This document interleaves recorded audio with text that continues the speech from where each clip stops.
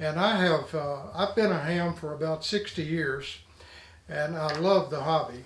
There are so many facets to it, so many in fact that you can't really do all of them. You just have to pick what you want to do and try to get as good at it as you can. But it is a hobby. It's not a professional career or anything. We should enjoy what we're doing and then just have a good time doing it. If things don't go right, you go take a different road, and then you come back and try it again. How old were you whenever you built your first band?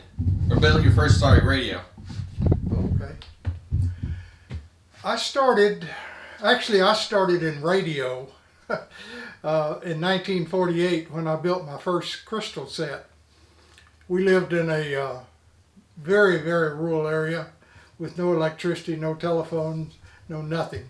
And I got interested in the crystal sets, and over the course of about a year, I was able to pull together enough parts, and I built my first crystal set. That was the basis for me to become a ham later. And I was about 21, I think it was, when I got my first license, my novice license. And so that makes it about 60 years. I haven't been on the radio all that time, but I have been on it enough that I think I know what I'm doing by now. Okay.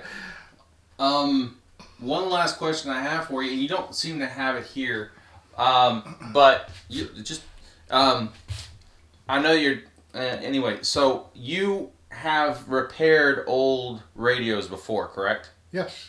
Okay. Now, one of the ones that I know about that's probably your calling card is a prototype Collins. Yes.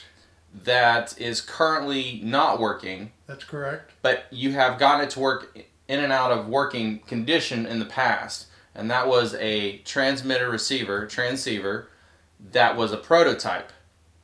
Why don't you tell me about that radio? Because that's the one that I know about that is probably the most iconic in your collection. Go ahead and tell me about that.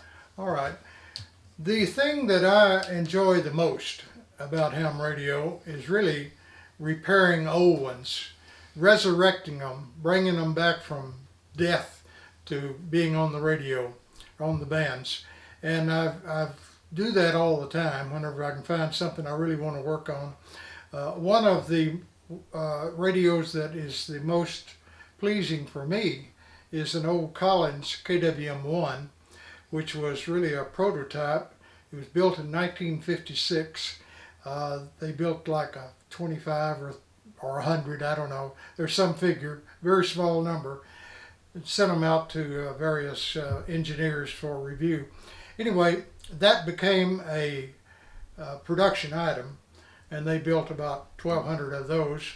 And the follow-on was the KWm-2, which, if any of you know anything about the Collins equipment, that's probably the most popular piece of equipment they ever had. But unfortunately, the KWm-1 is sick right now, and I'm working on it. But I'll get it back up on the air, and maybe on one of these subsequent emails I'll demonstrate it to you. Now, my understanding, the reason why it's so hard to work on is that there isn't a schematic for that radio. Like, it's all, like, this guy built it over the course of a winter and then brought it to his boss.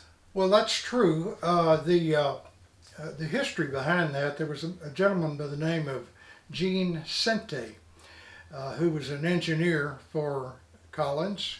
And up until that time, they had separates. They had a transmitter in one package, a receiver in another.